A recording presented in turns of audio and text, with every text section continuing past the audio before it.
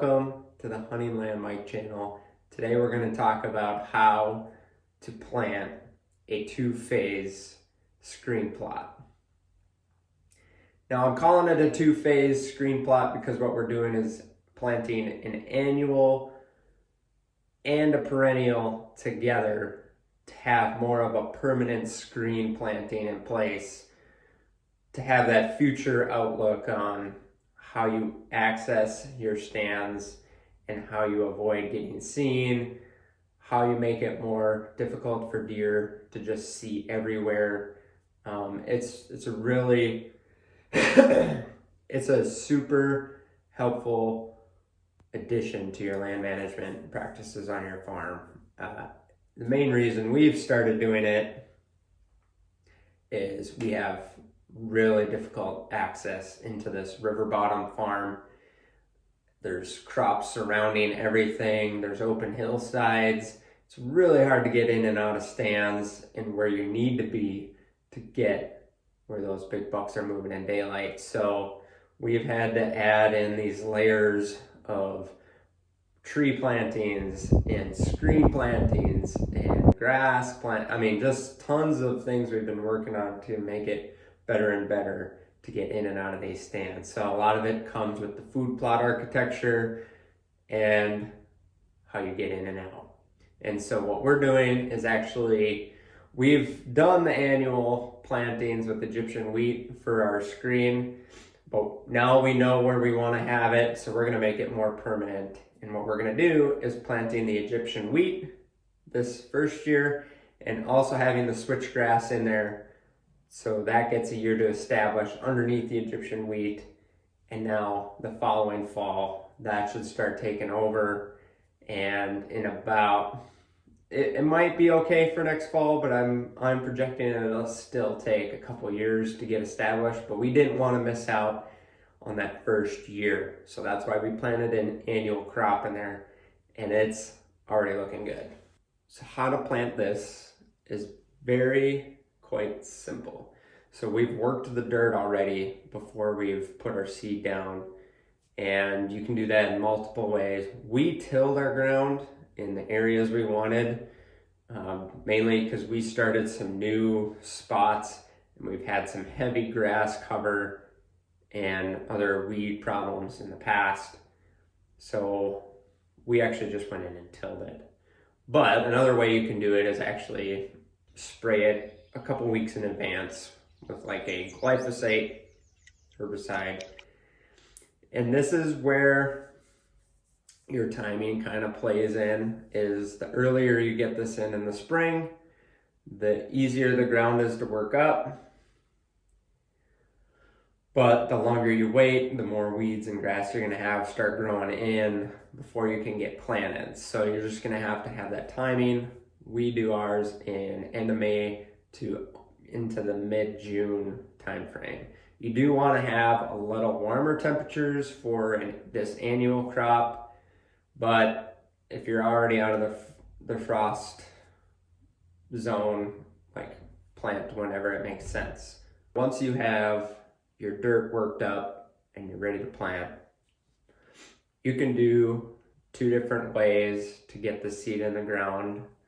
I've tested using planters, tested using just broadcasting methods, and I've been resorting to broadcasting the seed right into the soil.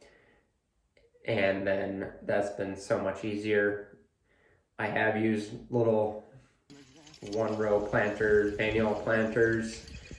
You can use a big planter, but a lot of times these screen plantings aren't super big. So however you want to do it, you can use multiple varieties of tools, but you can go as simple as just broadcasting the seed with a little hand spreader right into the soil. I prefer it because a lot of times now that opens up where you can plant it too. So now you don't have a huge level of cost to plant this, but then you can get in spots that you normally can't get with most equipment. So very cool way to do it. Just broadcast the seed.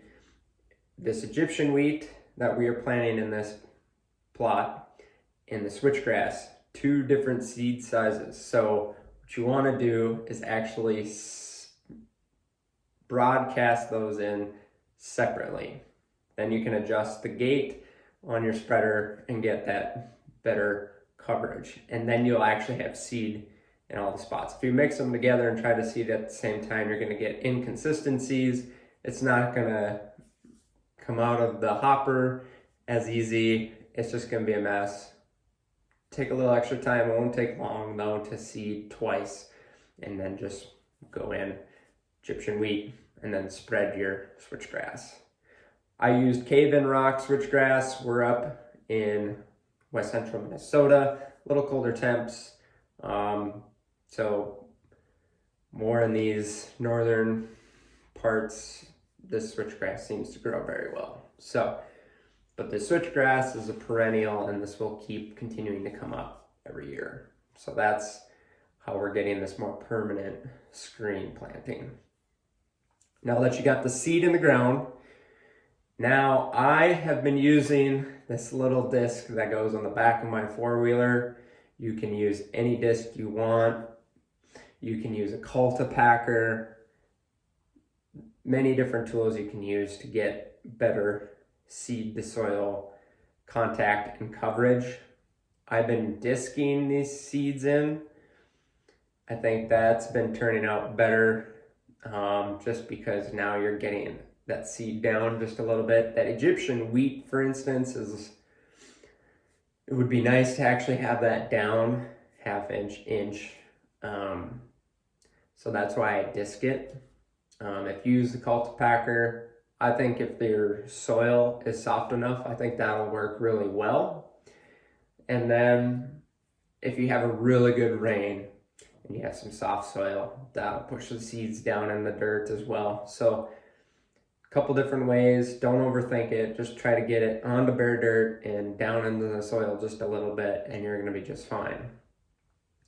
So we've been disking in our grain crops recently, corn, soybeans, and we've been putting the disc pretty low in the dirt, getting down to that 2 inches deep for corn and a little less for soybeans. But I've had to dig deep to get them down in there. Now for the disc on the four-wheeler, I just raised it up a little bit. I'm barely just skimming the surface, throwing some dirt on top of the seeds. And that's all I really was hoping for on this. So then I ran through, got it covered really well. And we did this right before rain.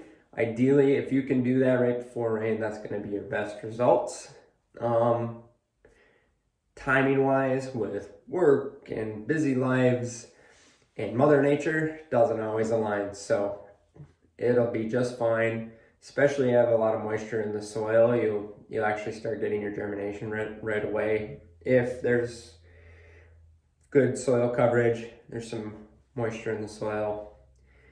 But if you get rain within that first week or two, you're going to be just fine. It might just delay kind of that growth period for the plants and stunt it a little bit, but it'll do just fine.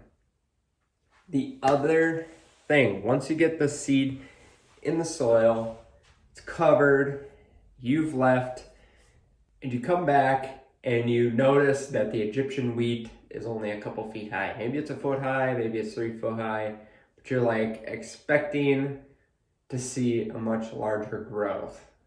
There's something interesting that I've noticed over the years with the Egyptian wheat is that towards the end of July, all the way through August, it can explode.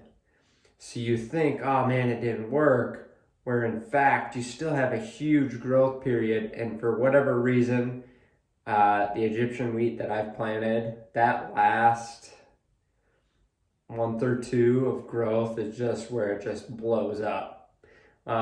You should be aware that if it's really overseeded, it's just not going to go. But I have noticed a lot of times it's going to blow up, so be patient. Thanks for watching this video. That's a wrap.